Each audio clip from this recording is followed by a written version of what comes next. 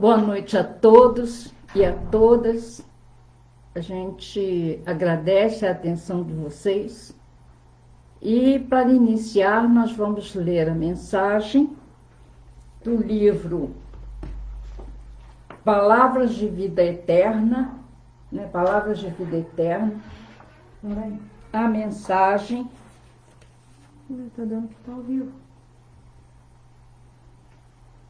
Oi? Ana, tá tudo certo aí? Tá, aqui tá dando que a voz já tá ao vivo, que tem 2 pessoas assistindo. Então, a gente está começando, nesse trabalho com tecnologia, aí eu tenho que ficar dependendo dos universitários para estarem me ajudando, porque está difícil ainda. Mas vamos lá. A mensagem é: tende fé em Deus. É o capítulo 162. O livro é de Emmanuel, psicografia do Franciscano Xavier. E Jesus, respondendo, disse-lhes: tende fé em Deus. Marcos capítulo 11, versículo 12. Basta às vezes as dificuldades na concretização de um projeto elevado se nos afiguram inamovíveis. Começamos por reconhecer-lhes o peso inquietante e, estimáveis companheiros, acabam por destacar-nos a importância delas, como a dizer-nos que é preciso renunciar ao bem que pretendemos fazer. Tudo aparentemente é obstáculo intransponível, mas Deus intervém e uma porta aparece. Há circunstâncias nas quais o problema com que somos defrontados, numa questão construtiva, é julgado insolúvel. Passamos a inquietar-nos e, não raro, especialistas no assunto comparecem junto de nós, apontando-nos a impraticabilidade da solução. As obscuridades crescem por sombras indevassáveis, mas Deus interfere e desponta uma luz. Em certas ocasiões, uma pessoa querida, ao perturbar-se de chofre, fornece a impressão de doente irrecuperável. Afligimos-nos ao vê-la assim em desequilíbrio e quase sempre observadores, amigos, comentam a inexequibilidade de qualquer melhoria, induzindo-nos a largá-la ao próprio infortúnio. Avoluma-se a prova que lembra angústia inarredável, mas Deus determina e surge um remédio. Ocorrem-te no mundo as mesmas perplexidades em matéria de saúde, família, realizações. Salientam-se fases de trabalho em que a luta é suposta invencível, com absoluto desânimo daqueles que te rodeiam. Mas Deus providencia e segues tranquilo à frente. Por mais áspera a crise, por maior a consternação, não percas o otimismo e trabalha confiante. Ouçamos nós todos a indicação de Jesus: tende fé em Deus. Então vamos elevar os nossos pensamentos até Jesus para fazermos então a nossa prece e iniciarmos mais este trabalho. Irmão Jesus, bom e amado Mestre, aqui estamos, Senhor, na certeza de estarmos recebendo o amparo necessário para todos nós. Mesmo assim te rogamos que abençoes esse nosso país, esse nosso globo, esse nosso planeta, esse nosso país, que tantas necessidades passam, que tantas dificuldades estão surgindo. Abençoa aqueles que no ato de desespero desertam da vida e aqueles irmãos que estão partindo diante desses problemas da pandemia. Abençoa-nos, Senhor, fortaleça-nos a todo instante, que possamos demonstrar que realmente temos fé, que tudo vai passar, que realmente vai ser instalado o mundo de regeneração. Ampara-nos agora e sempre, graças a Deus. Pois é, a mensagem fala, né? Tendes fé em Deus. E nós vamos falar, então, sobre a fé religiosa a condição da fé inabalável. A condição inabalável da fé, que está no Evangelho segundo o Espiritismo, no capítulo 19, itens 6 e 7. Então, ficamos pensando, nós temos mesmo fé? Nós acreditamos realmente que exista Deus, que Jesus aqui esteve, que Jesus é Filho de Deus como nós somos, e que a gente vai cada vez mais aperfeiçoando e aprendendo, elevando o nosso espírito? Isso tudo é fato para a gente? Ou nós ainda vacilamos na nossa fé, ainda não conseguimos demonstrar que realmente acreditamos? E aí vemos que ainda tem muita gente confusa, muita gente que ainda acha um absurdo.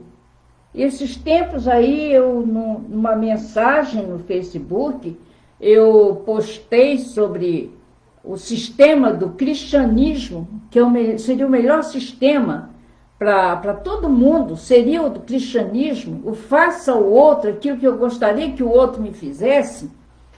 E teve uma pessoa que respondeu para mim que besteira, como se eu tivesse falado uma coisa absurda. A gente percebe que provavelmente é uma pessoa que não acredita em Jesus, não acredita, não é cristão, né? Então a gente fica nessa dificuldade de ver, né, uma mudança no nosso planeta que está ainda difícil, depende realmente da nossa crença, do nosso trabalho, do nosso esforço em praticarmos o bem. Então, nós anotamos, partindo, né, do livro Estudos Espíritas, da Joana de Ângeles, no capítulo 14, ela coloca o seguinte, que a fé, no sentido comum, a crença em algo constitui a fé. Normalmente inata, quer dizer, já vem com o ser humano. Manifesta-se pelo caráter natural em aceitar as coisas e realidades conforme se apresentam sem mais amplas indagações, né? Sem precisar ficar indagando se é, se não é. É aquela coisa de aceitarmos o que nós temos, o que nos acontece, sem nos rebelarmos e sem tampouco cruzarmos os braços. Porque sabemos também que se a gente sentar do lado de fora e ficar esperando que caia alguma coisa do céu, só vai cair chuva e o sol, né? Outra coisa não vai, porque nós temos que descruzar os braços. Para isso, Jesus deu o exemplo, né? Até na hora do desencarne, ele foi pregado na cruz de braços abertos, né? Então é isso aí. E a Joana de Ângeles continua. É inata em todos os homens, constituindo particular e especial manifestação do ser. Quer dizer, é inata em todos os homens. E a gente observa que no passado, lá na era primitiva, os seres primitivos já tinham uma noção da existência de algo além que eles não entendiam. Eles percebiam muitas coisas, por exemplo, né, o sol, a chuva, o relâmpago, que não eram eles que providenciavam, o vento. Não era eles que faziam, tinha que ter alguém responsável por isso. Alguém estava acima deles. E eles deixaram registrado dentro das cavernas as chamadas pinturas rupestres, aonde eles demonstram que acreditavam em algo além. Mas, como não tinham muitas, não tinham provas dessa, não sabiam raciocinar em cima do que acontecia, eles ficavam na dúvida. E isso foi caminhando até a época de Jesus, em que os discípulos também tinham pouca confiança ainda. Eles aprenderam muita coisa, eles foram preparados para vir, e eles sabiam muita coisa, mas houve momentos em que eles vacilaram. E que nós observamos que nós também fazemos isso. Ainda hoje, nós vacilamos da nossa crença quando temos que demonstrar que realmente estamos acreditando. Então, Jesus coloca, eu destaquei assim do Novo Testamento, o acontecido com os apóstolos em duas ocasiões em que Jesus cobra deles a fé. Então, a cura do menino endemoniado. Então, ele fala, Marcos, capítulo 9, versículo 14 a 29, e Lucas, capítulo 9 também, versículo 37 a 49. Eles anotaram a situação que aconteceu naquela época. Quando chegaram onde estava a multidão, o homem aproximou-se de Jesus, ajoelhou-se diante dele e disse: Senhor, tem misericórdia do meu filho. Ele tem ataques e está sofrendo muito. Muitas vezes cai no fogo ou na água.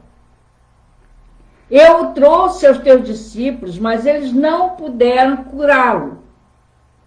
Respondeu Jesus: ó geração incrédula e perversa, até quando estarei com vocês? Tragam-me o menino. E Jesus repreendeu o demônio, ele saiu do menino, que daquele momento em diante ficou curado. Então os discípulos aproximaram-se de Jesus em particular e perguntaram: por que não conseguimos expulsá-lo?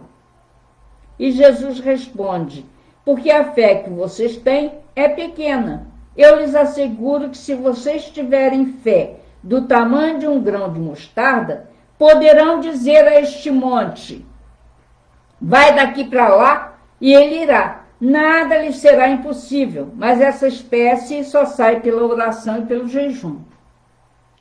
Então, fica provado aí que até os discípulos naquela época vacilaram nesses momentos. Mas depois eles deram uma resposta à altura, porque me parece que só João que desencarnou na velhice. Os outros todos foram sacrificados ainda praticamente novos, né? Eles não desencarnaram de velhice e deram testemunho de acreditarem em tudo aquilo que Jesus tinha trazido, né? E aí nós vemos assim, se Jesus perguntar com a gente, né? Você tem fé? O que nós vamos responder para ele? O que nós vamos dizer quando ele pergunta isso? O que nós falaríamos para Jesus? Inclusive, eu vi até na palestra, perguntando o que Jesus está esperando de nós, né? O que ele espera de nós? Porque é aquela situação. Se acreditamos em Jesus, nós temos que fazer o que ele fez, o exemplo que ele deixou. Não adianta só falarmos: eu acredito em Jesus, eu sou cristão. Mas não faz por onde? Aí, como é que vai ser, né? O básico é amar a Deus sobre todas as coisas, é o próximo como a nós mesmos. e só fazendo para o outro o que gostaríamos que o outro nos fizesse.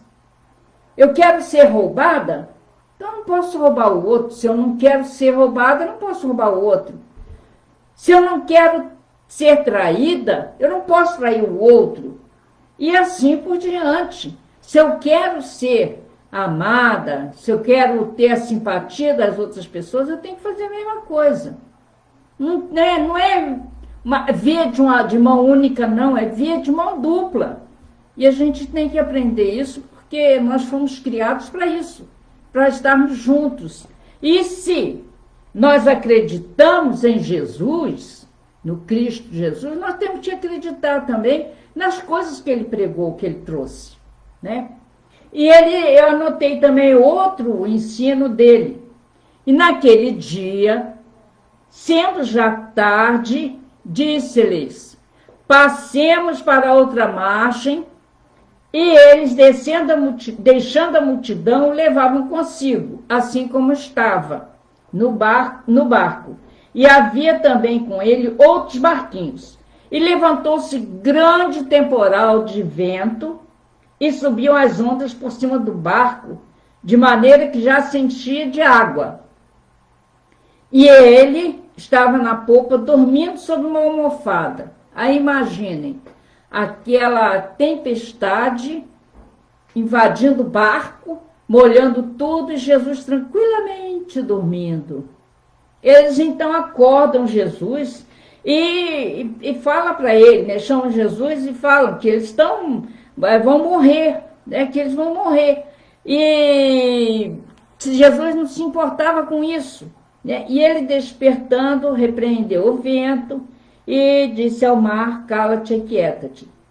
E mais à frente ele pergunta a eles: por que sois tão tímidos? Ainda não tendes fé? E sentiram um grande temor e diziam uns aos outros: mas quem é este que até o vento e o mar lhe obedecem? Isso está em Marcos capítulo 4, versículo 35 ao 41. Aí, se Jesus nos perguntar: ainda não tendes fé? O que nós vamos responder? Porque eu tiro por mim. Gente, se eu estivesse num barco, num navio, vamos dizer assim, começasse um temporal que jogasse aguadia em cima do navio, eu ia ficar tranquilamente? Não sei, não. Acredito que eu fosse me agarrar a alguma coisa, desandar, orar, pedir ajuda, e naquele temor de alguma coisa mais acontecer, principalmente porque eu não sei nadar, não gosto de mar, gosto de olhar o mar à distância, mas aproximar dele não. Eu não sei o que me aconteceria se eu estivesse lá. Eu acho que eu agiria pior do que os discípulos. E aí Jesus ia perguntar, né? Ainda não tendes fé?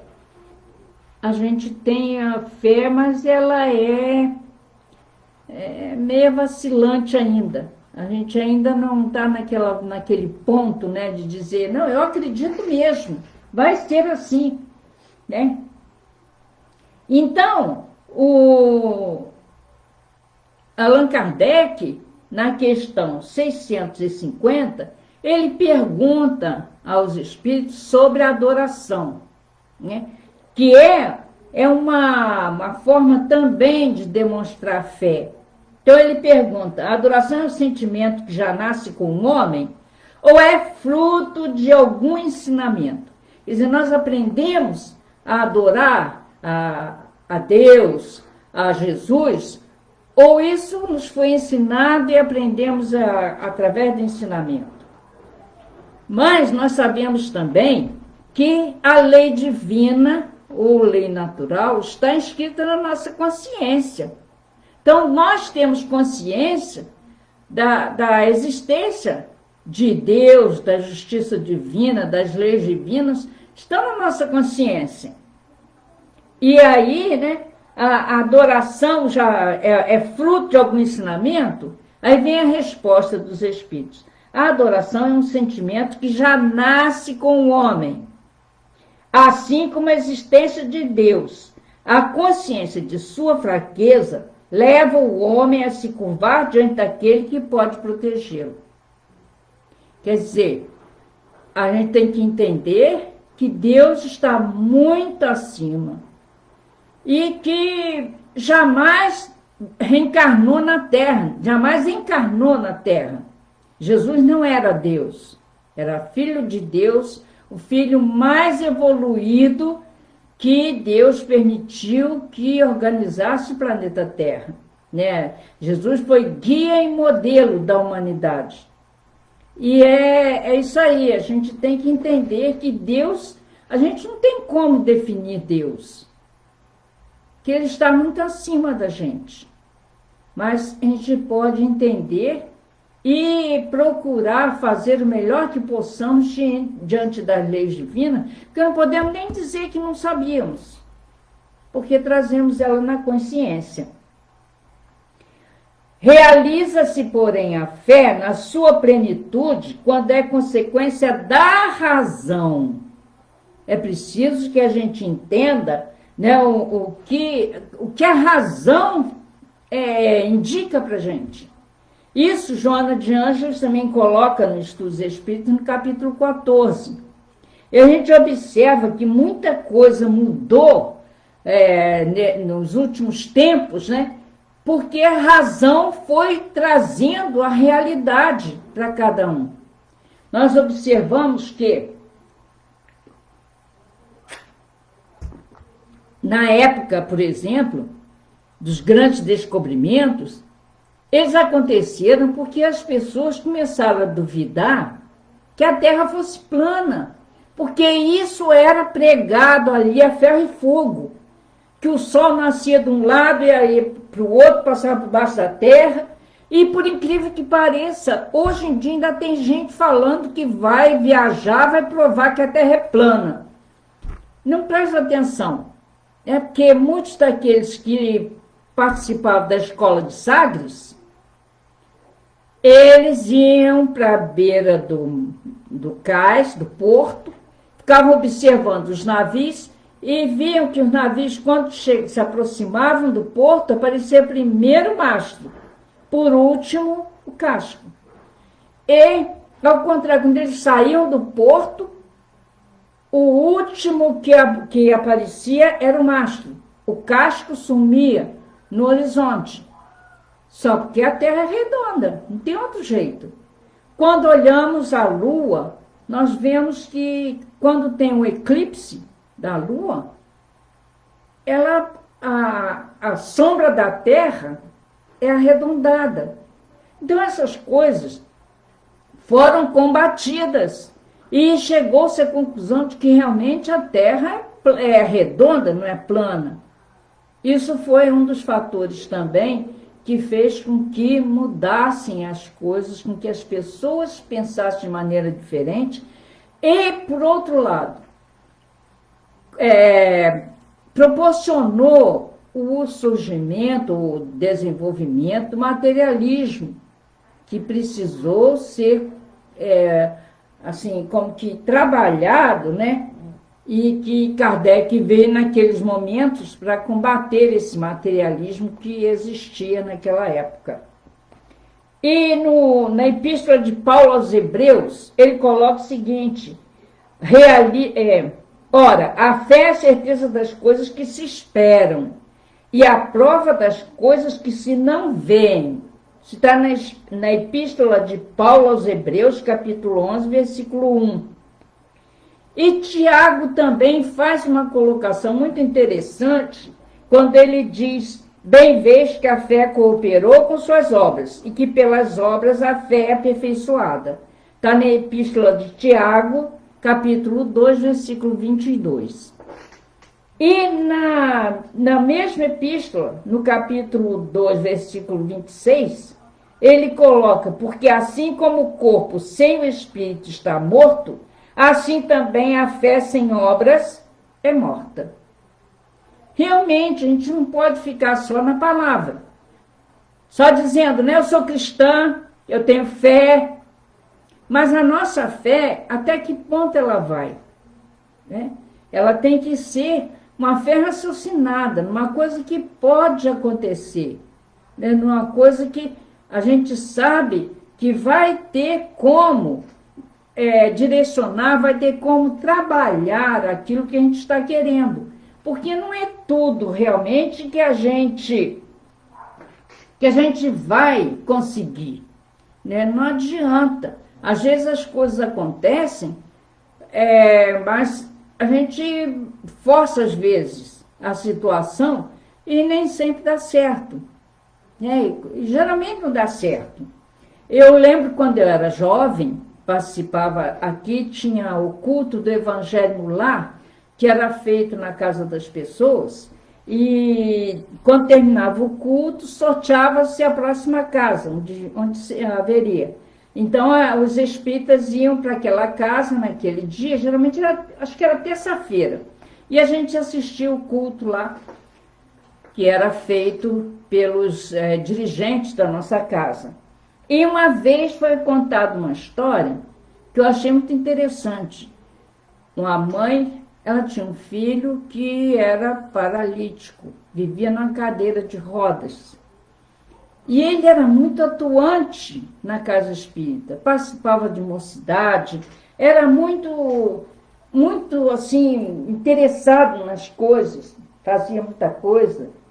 E a mãe ficava com muita pena por ele ser um menino na cadeira de rodas.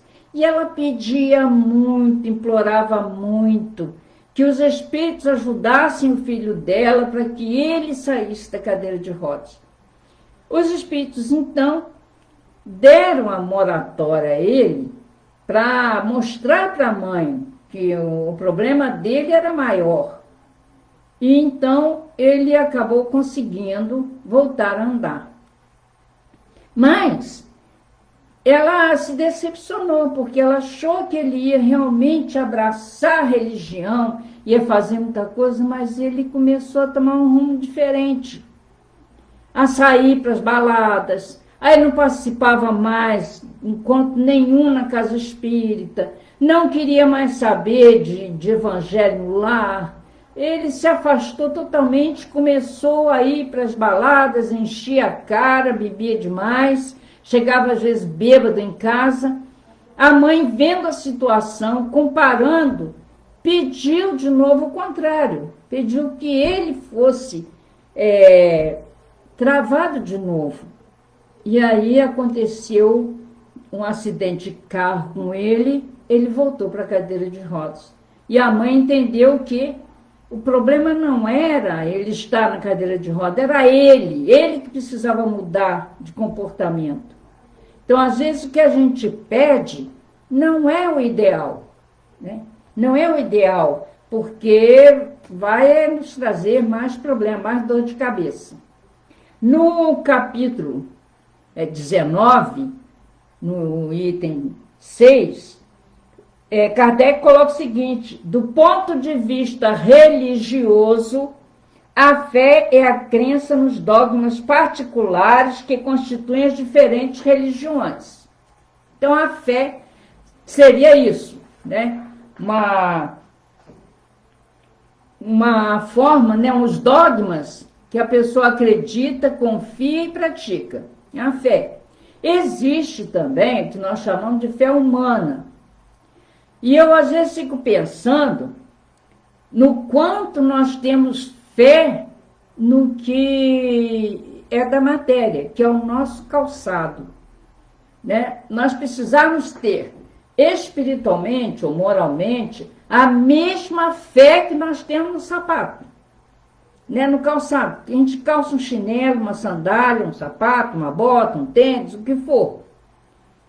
E saímos sem nos preocuparmos com nada. A gente não fica naquela coisa assim de: será que eu vou pisar em cima de um caco de vidro? Será que eu vou sujar meu pé de lama? Será que meu pé vai ficar todo sujo da areia? Como será que eu vou ficar, né? A gente não fica nessa preocupação. A gente anda o dia inteiro dentro de casa com chinelo, a gente nem lembra que está com calçado. É uma fé assim que a gente precisava ter também dentro da gente, naquela certeza de que Deus está à frente de tudo e que Jesus está no leme. E agora, nessa época de pandemia, eu sei que tem muita gente que está se apavorando, que está sentindo dificuldades, está ficando estressado, um monte de coisa. Mas a gente tem que confiar que isso vai passar. Mesmo que leve 2 anos. Mas é o que nós buscamos até hoje. Porque o que essa pandemia está fazendo? Com que a gente redescubra o outro.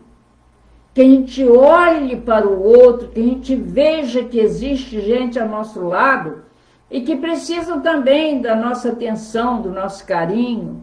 Não só os nossos familiares biológicos. Porque nós temos tantos amigos que são irmãos realmente, por parte de Deus. Então é preciso que aprendamos a nos amar uns aos outros, porque só assim conseguiremos também amar a Deus. E como já falamos, não adianta falarmos que acredito em Cristo, mas se eu não mostro que eu acredito, não adianta nada. Né? Se você acredita em Jesus, acredita no Cristo, né, em Jesus, tem fé que Jesus existiu, então você tem que praticar o que ele ensinou. Ou seja, né, tratar bem a todo mundo. Ou seja, amar a todo mundo como amamos a nós mesmos. É só desejar para o outro aquilo que gostaríamos que o outro nos fizesse. Né? Não é a gente só da boca para fora. Porque tem muita gente, se for perguntar, vai dizer que é cristão. Mas está fazendo um monte de bobagem. Então não é cristão. É só da boca para fora. Né? A fé, ela pode ser raciocinada ou cega. A fé cega não examina nada, aceita tudo sem verificar, tanto o que é falso quanto o que é verdadeiro, e a cada passo se choca com a razão. A fé cega ao excesso produz fanatismo. Isso está também no Evangelho, capítulo 19, item 6 e 7. Aí, no Consolador, o Emmanuel diz o seguinte: será fé acreditar sem raciocínio? Será fé quando a gente acredita porque o outro falou ou porque somos assim? Tem pessoas que falam, né? Eu tenho a religião desde que nasci. Eu realmente só tive contato com a religião espírita, mas eu não sou espírita porque meu avô era, minha mãe era. Não, eu sou espírita por eu mesma, por eu acreditar em tudo que a doutrina espírita me ensina. E é o que me faz superar as dificuldades e seguir em frente. Se não fosse a doutrina espírita, eu tinha me perdido. Então, ele pergunta, né, será fé acreditar sem raciocínio? E Emmanuel também coloca, né? O ato de crer em alguma coisa demanda a necessidade do sentimento e do raciocínio para que a alma edifique a fé em si mesma. Então é preciso sentimento e raciocínio, porque não existe a fé fria, sem sentimento. Isso não é fé. Fé é realmente você fazer por amor, por gostar, por querer, né? E diante de raciocínios. Não adianta achar que vai ser diferente, né? Por exemplo, achar que os corpos vão se levantar do cemitério, numa ressurreição. Isso é uma coisa que a ciência diz que não vai acontecer. E a gente não vê como isso iria se dar. Ou seja, a partir de que tempo? Em história, pedagogicamente, nós temos 4 períodos. A Idade Antiga, Medieval, aliás, tem até 5, porque tem a pré-história, a história antiga, medieval, moderna e contemporânea. As pessoas da idade, da pré-história, não vão também ter esse direito? Da idade antiga, não vão ter esse direito? É a partir de que idade? Então, não tem uma lógica para isso. Então, isso não vai acontecer. As pessoas não param para pensar isso, que a partir de quando? Quando que aconteceria isso? Então, é uma fé sem raciocínio, achando que tudo pode acontecer de uma hora para outra. E não é por aí. A gente analisa até uma vez que falaram para a gente, e a pessoa que caiu no alto lá do mar, caiu do navio lá na água, morreu afogado, o corpo ficou lá dentro do oceano, que a pessoa não sabia nadar. Se ela vai ressuscitar ali, ela vai morrer afogada de novo, porque ela não sabe nadar. Como é que ela ia ficar? Né? Aí é uma coisa assim absurda isso. Então é preciso sentimento e raciocínio para que a gente realmente se assegure de que é verdadeira. Né? Quando a fé está apoiada no erro, cedo ou tarde desmorona. Cedo ou tarde ela cai, né? Porque não tem base legítima. Como já falamos sobre a questão da Terra, né? Já foi provado que a Terra é redonda. Não tem outro jeito. E as pessoas ainda acham que a Terra seria plana. Né? Somente a fé que tem por base a verdade possui um futuro assegurado. O que é verdadeiro na sombra também o é à luz do dia. Então não tem essa de, nesse período agora é verdadeiro, depois já não é mais. Não, a verdade ela é verdade em todas as épocas da humanidade. Ela não pode ser só de vez em quando, não. Impor a alguém a fé cega sobre uma questão de crença é confessar sua impotência para demonstrar que está com razão. Então, se eu obrigo uma pessoa a acreditar sem ter lógica nenhuma, isso tudo é porque eu não tenho base para mostrar que aquilo não é verdade, que a fé está longe, né? Para ter fé, é preciso compreender aquilo que você acredita, lógico, né? Fé inabalável. Aí Kardec, no texto, né, lá no finzinho do texto, ele coloca uma base também da doutrina espírita, um ponto muito relevante que Kardec coloca para a doutrina espírita. A fé inabalável é somente aquela que pode encarar a razão face a face em todas as épocas da humanidade. Então, acabou essa história de dizer que tudo é verdadeiro, é ter fé que as coisas vão acontecer, tem que ter realmente uma lógica, senão não dá, não adianta. E para a nossa reflexão, né, colocamos que a prece, sendo filha primeira da fé, leva-nos ao caminho que conduz a Deus. Orem também como Cristo orou quando carregou a sua cruz até o Calvário. Isso está no Evangelho, capítulo 27, item 23. E é por aí, né, que a gente tem que entender que demonstramos também fé quando oramos, quando procuramos fazer o bem, quando procuramos ajudar as pessoas. Agora, por exemplo, tem muita gente pedindo para a gente orar por elas. Né? Volta e meia, nós temos várias pessoas mandando recadinho para a gente estar orando, vibrando por determinadas pessoas. Não estamos podendo sair, não estamos podendo ir na casa espírita, mas podemos em casa fazer nossas orações. Se acreditamos, temos fé que Jesus realmente está no leme da nossa embarcação terra, a gente pode pedir pelas outras pessoas que esses pedidos, as vibrações que a gente proporciona, né, as vibrações que criamos, elas são levadas até as pessoas que estão sofrendo e muitas das vezes sentem alívio do sofrimento. Se a nossa prece também for sincera, for aquela que desejamos realmente que chegue até outra pessoa que auxilie. É por aí.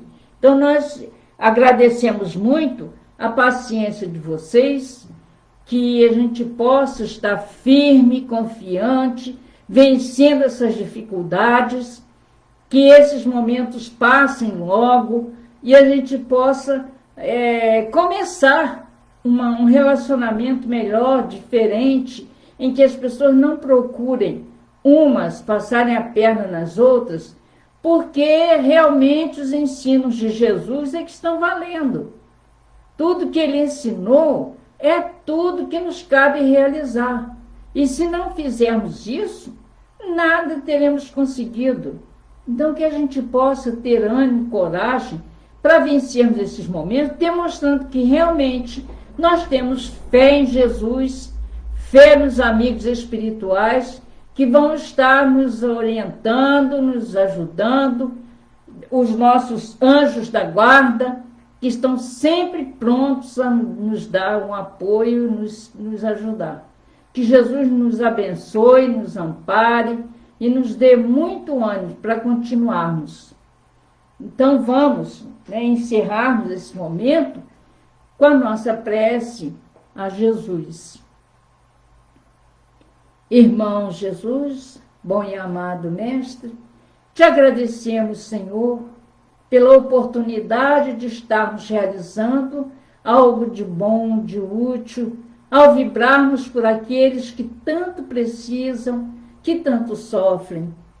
Que a tua bondade infinita envolva todo o nosso planeta, aos nossos políticos partidários, nas mais variadas posições, todas as pessoas nesse país nosso possam estar recebendo vibrações, possam entender que eles não são nada sem ti, que estão na oportunidade de fazerem o bem, mas se tomam o caminho do mal, vai ser pior para eles. Que eles sejam amparados, abençoados na tua misericórdia. Abençoa-nos, Senhor, que a tua paz permaneça conosco agora e sempre. Graças a Deus.